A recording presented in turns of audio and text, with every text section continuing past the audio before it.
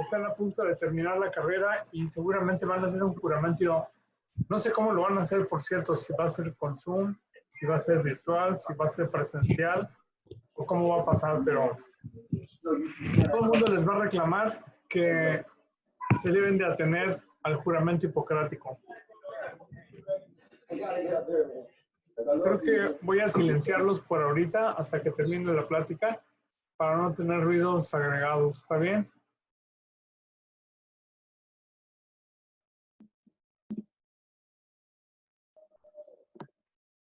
Estoy perdiendo más tiempo.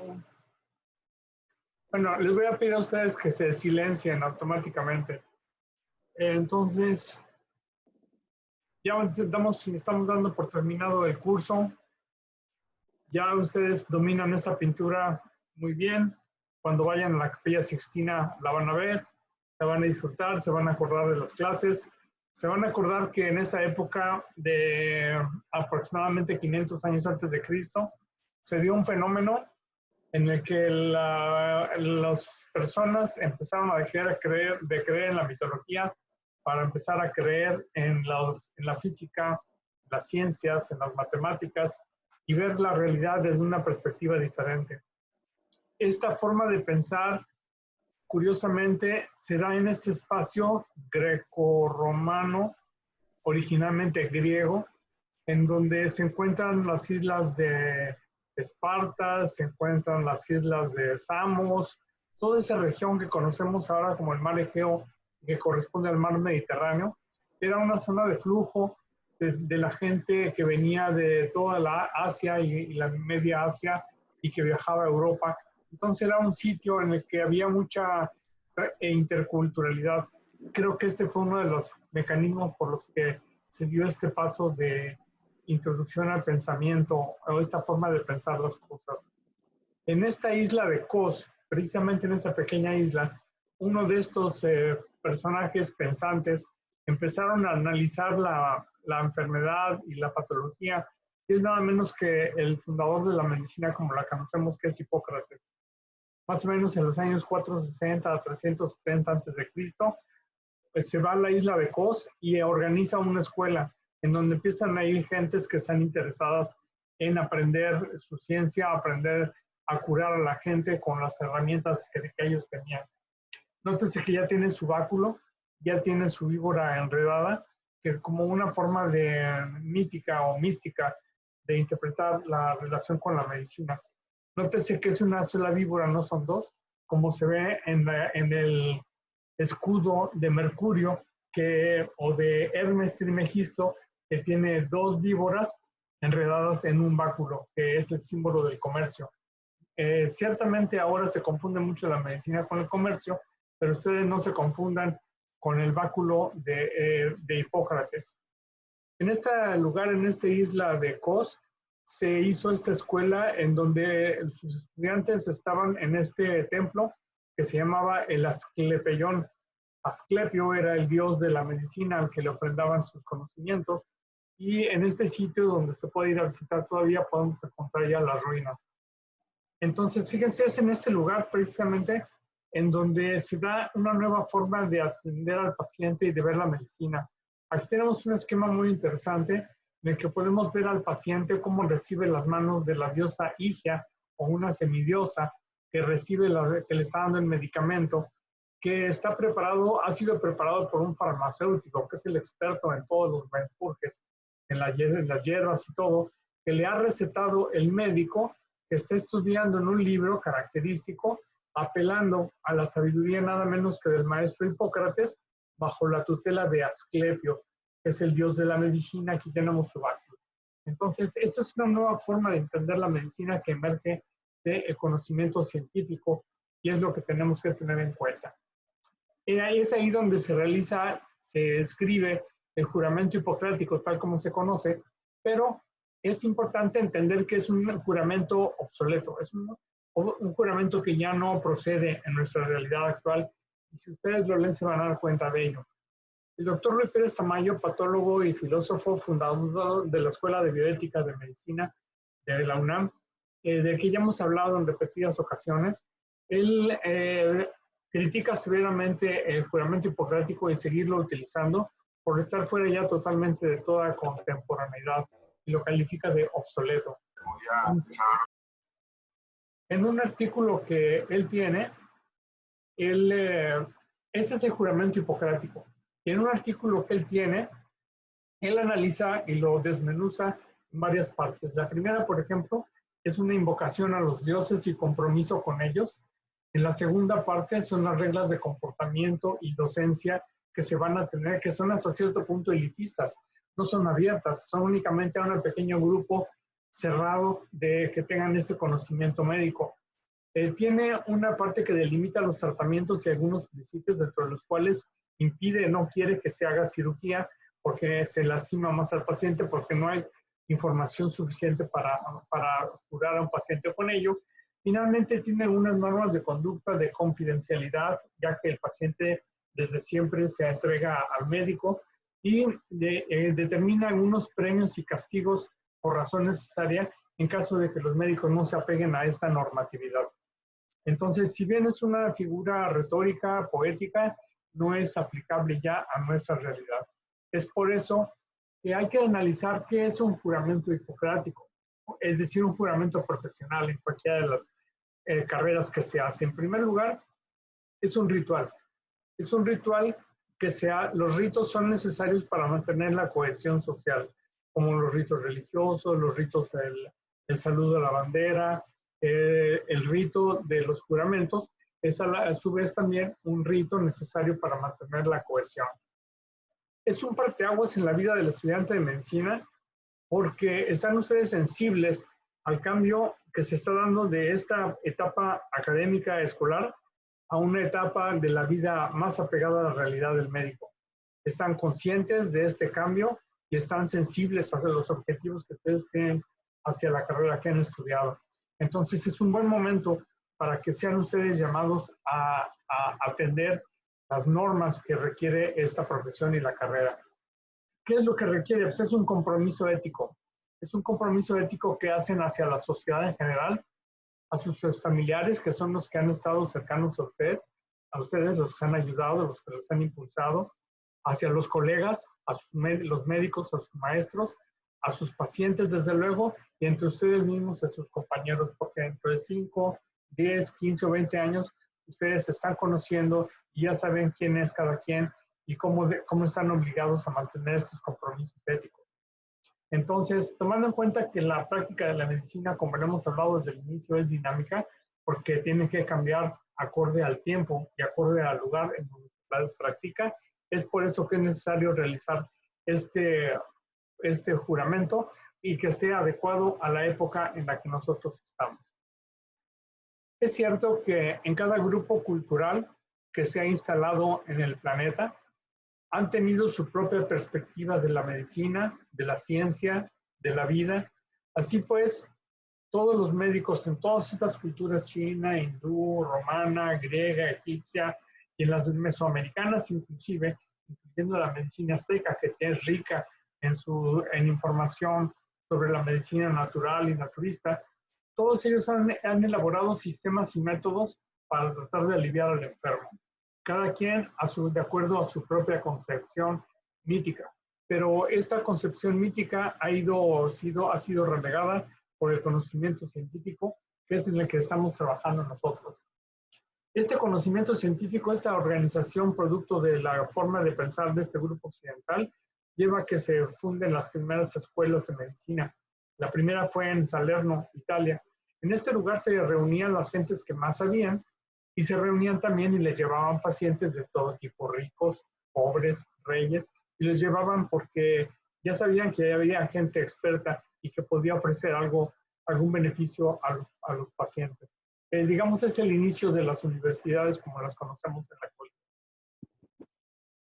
Creo que nos queda claro también que la medicina es una carrera muy popular porque genera sensación de poder, de admiración.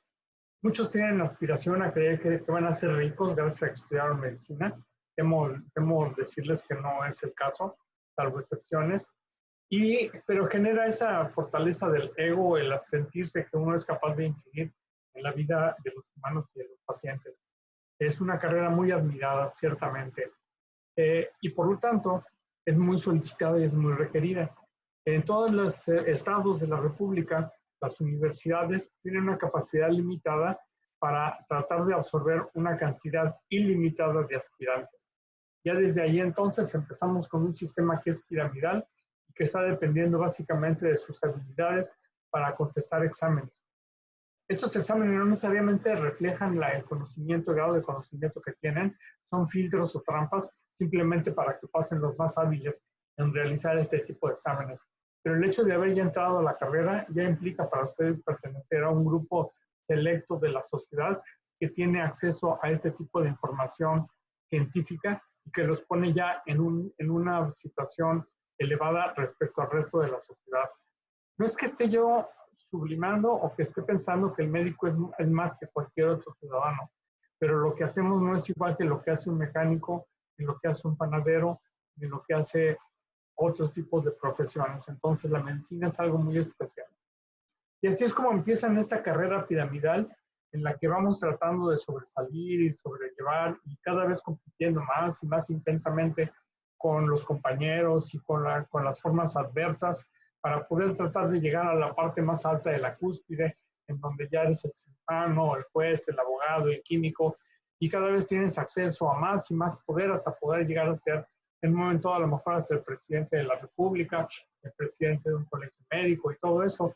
Y eso se supone que representa de alguna manera el éxito. No todos lo logran, algunos se quedan en el camino de mil maneras, pero bueno, la lucha es la que se está haciendo. También es bien cierto que este ascenso piramidal no es parejo, no es equitativo. Es cierto que el dinero ayuda y hace más fácil el ascenso, porque tienes más recursos, porque sabes hablar idiomas, porque si no entras a la UABC puedes entrar a una escuela privada que es muy cara, porque una serie de ventajas que finalmente quien tiene más recursos definitivamente tiene más posibilidades de llegar al éxito.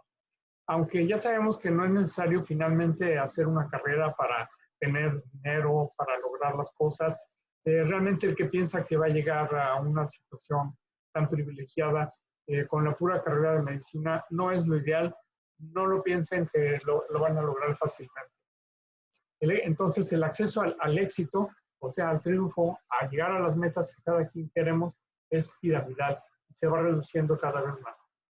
Así pues, habiendo facultades de medicina muy grandes como la UNAM, facultades de medicina de mediano tamaño, como la escuela de nosotros de la UABC, la escuela de Xochicalco, en cada una de ustedes han logrado entrar y han dedicado ya un buen porcentaje de su vida, varios años en el estudio, corriendo de un lado para otro con sus uniformes, sus mochilas, con los lonches, con sus relajos, con su vida.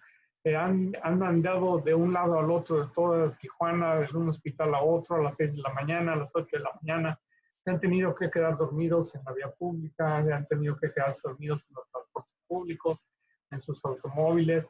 Pero finalmente todo esto los ha llevado a conocer grandes bibliotecas como la Biblioteca Central de La Joya, que espero que todos conozcan. Espero que conozcan al menos la Biblioteca Central de la Universidad. Entonces, con todo esto han logrado ya bastante. Se han tenido que digerir cualquier cantidad de libros de medicina, de anatomía, de patología.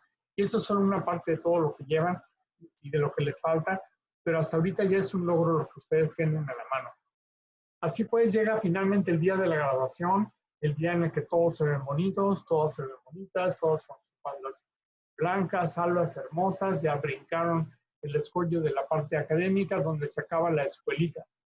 Al día siguiente o en la semana siguiente viene la pachanga, la fiesta de graduación con sus maestros, la van a pasar bien suave y de pronto a la mañana siguiente llega el internado, el terrible y tremendo internado, en donde les van a enseñar a hacer muchas cosas, a llenar muchas solicitudes y sin duda van a aprender a dormir en todas las posiciones posibles y les van a tomar fotos y les van a subir a Facebook y va a ser una etapa sumamente intensa, particularmente ahorita que estamos atravesando por esta crisis mundial y esta pandemia del COVID, del que ya hemos platicado, a que ustedes se van a enfrentar también directamente. Esto va a ser su internado aún un año mucho más especial. Cuando lo pasen, Cuando lo terminen, se van a servicio social. Ahora los servicios sociales ya no son para dar consulta con machete en la mano, precisamente por la inseguridad que ha habido en los pueblos a donde los mandaban. Ahora están en lugares de consulta, en lugares de investigación, y finalmente van a terminar su carrera de una o de otra manera. Cabe mencionar que a propósito del internado en tiempos de pandemia, hay que tener en claro que son estudiantes aún. Yo defiendo totalmente esa postura. Y nadie tiene por qué arriesgar su vida sin las medidas de protección adecuadas. En los hospitales no les dan las protecciones adecuadas, no tienen ustedes por qué cumplir con ellas.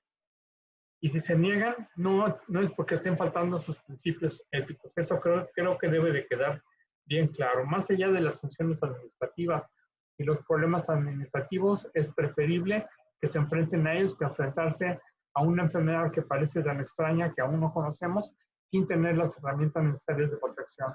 Entonces, yo pienso que deben de pensar cuidadosamente sus decisiones. Ya que pase esto, porque va a pasar inevitablemente de una u otra manera, ya que terminen, que lleguen a su examen profesional y que terminen la carrera, ya lograron ese ascenso y luego sigue la confusión. ¿Y ahora qué sigue? ¿Ahora qué vamos a hacer?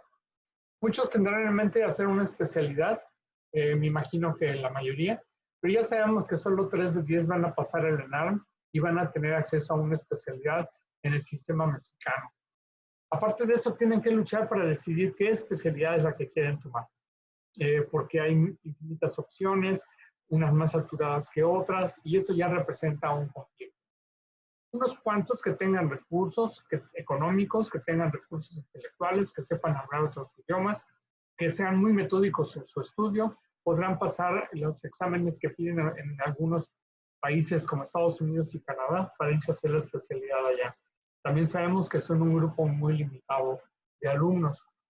También sabemos que las universidades locales y regionales ya tienen maestrías y doctorados que les permiten seguir estudiando y mantener su nivel de actualidad.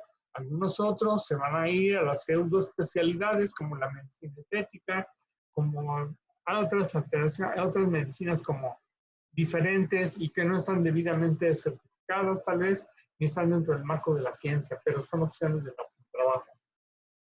Algunos otros en lo que pasan el examen de ENARM, a la primera, a la segunda o a la tercera vez, como sea, van a trabajar en consultorios y esto puede ser haciendo guardias, en consultorios privados, en las farmacias, lo cual yo no veo definitivamente nada malo en ello, salvo determinadas circunstancias. Simplemente para el hecho de escoger su especialidad tienen que decidir de acuerdo a sus características, de acuerdo a su forma de ser, de acuerdo a cómo se sientan de preparados, escoger la carrera, la especialidad que más les corresponda o que más crean que les puede beneficiar. En el año del 2013, esa es más o menos la demanda que hay a las especialidades más ocurridas, que son cirugía, gineco, medicina interna, pediatría, etc. Otras son menos saturadas. Radiología ya es una especialidad que ya empieza a tener mucho juego también. Hay muy buena calidad de trabajo, expectativas de trabajo y buenas residencias. En fin, a todo esto se van a tener que enfrentar. Luego, ¿a qué hospital, si llegan a pasar el ENARM, a qué hospital se van a ir? ¿A cuáles pueden aspirar? ¿A cuáles no pueden aspirar?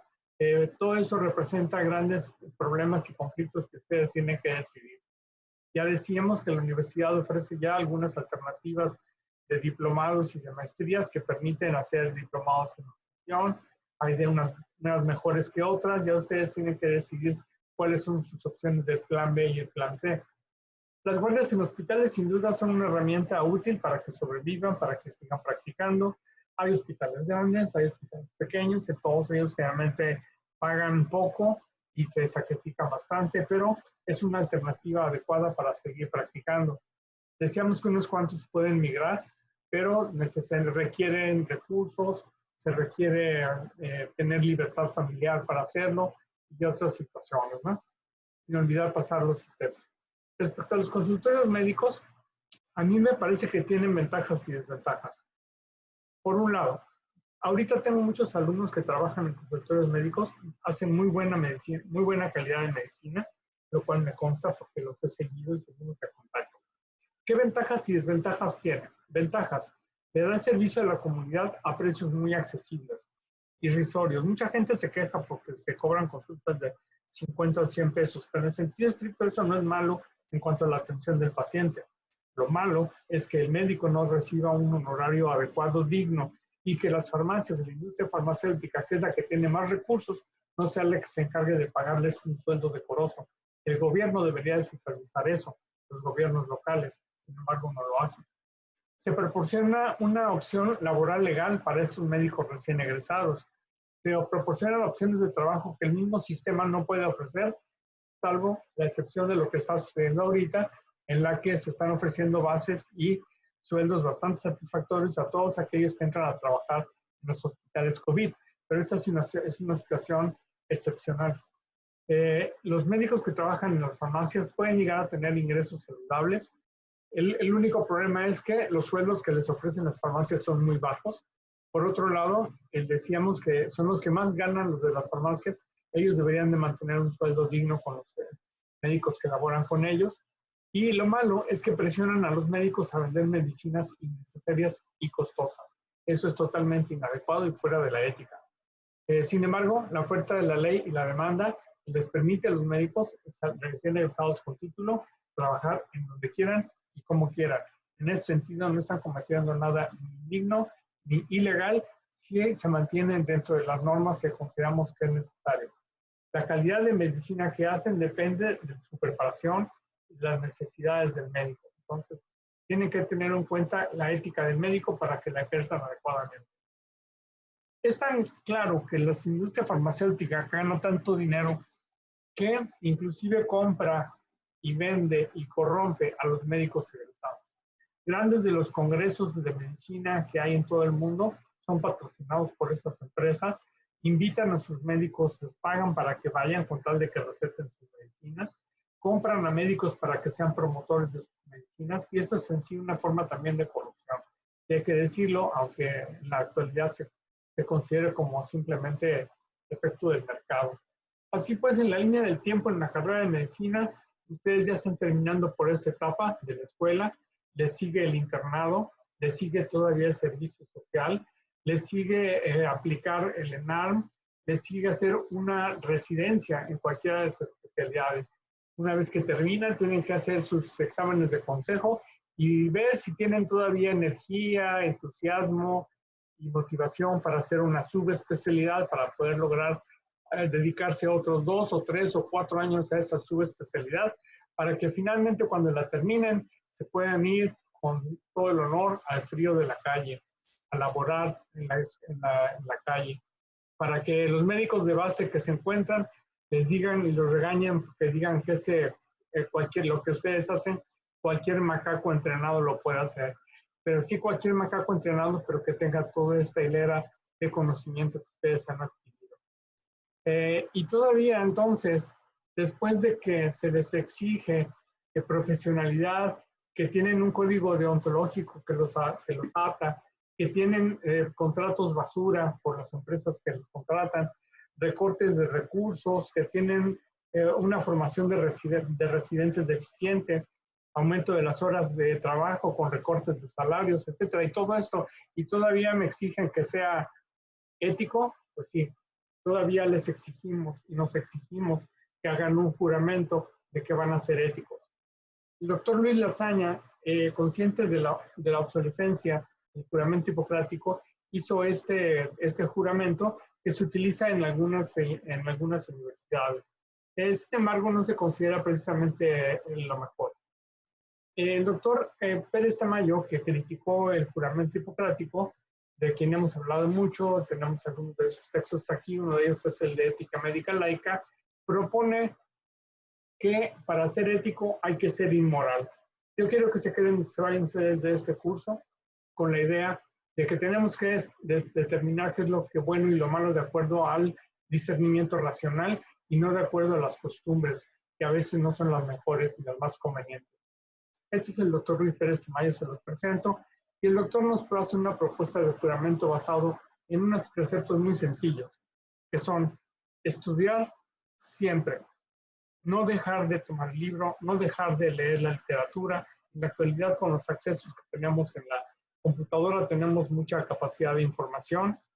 enseñar lo que saben, compartir su conocimiento, no solo a sus compañeros y estudiantes, sino a los pacientes, educar a los pacientes, hacer investigación que no tiene que ser en los grandes centros científicos, que se puede hacer inclusive en los lugares donde ustedes trabajan, y hacer una medicina integral. Hay que recordar que no hay enfermedades, sino que hay enfermos, y cada enfermedad afecta a cada paciente de distinta manera. Nunca perder ese punto de vista de la relación emocional, biopsicosocial del paciente. Así ustedes es posible que los hagan leer esta declaración de Ginebra del 2006, en la que básicamente se trocan los mismos parámetros de los que hemos hablado todo el tiempo. Solo quiero llamar su atención para no tomarme más tiempo, se va a acabar el tiempo que tenemos aquí, sobre esto que dice: no permitir que circunstancias vinculadas con la edad, el estado de salud, el credo, el origen étnico, el sexo, nacionalidad, convicciones políticas, orientación sexual o la posición social me impidan el cumplimiento del deber para con el paciente. Y aquí tenemos una relatividad cuando hablamos de que no permitir que las circunstancias vinculadas con la edad, porque ya hemos hablado de cómo en el triage y cómo en la Guía Nacional de Bioética se incluyó un criterio de edad para ver qué pacientes tienen derecho a aspirar a ciertos tratamientos. Eso está todavía debatible y eso confirma una vez más lo que hemos dicho todo el tiempo. La aplicación de la ética es dinámica porque depende del tiempo y depende del lugar en donde la hagamos. A él, al doctor Simmel, no le podemos pedir que se apegue a un juramento hipocrático porque simplemente no fue a la universidad. Pero a ustedes, nuestros egresados, sí tenemos la obligación y el derecho de exigirles que actúen en su carrera con esta actitud ética. Así es que ustedes sí están obligados. De esta manera, muchachos, hemos llegado al final del curso. Hemos revisado, creo yo, los temas que me parecen más importantes, más relevantes. Es compromiso de ustedes seguir estudiando. Seguimos siendo amigos, seguimos en contacto. Van ustedes a estar en hospitales ya en un corto tiempo. Espero no caerles como paciente.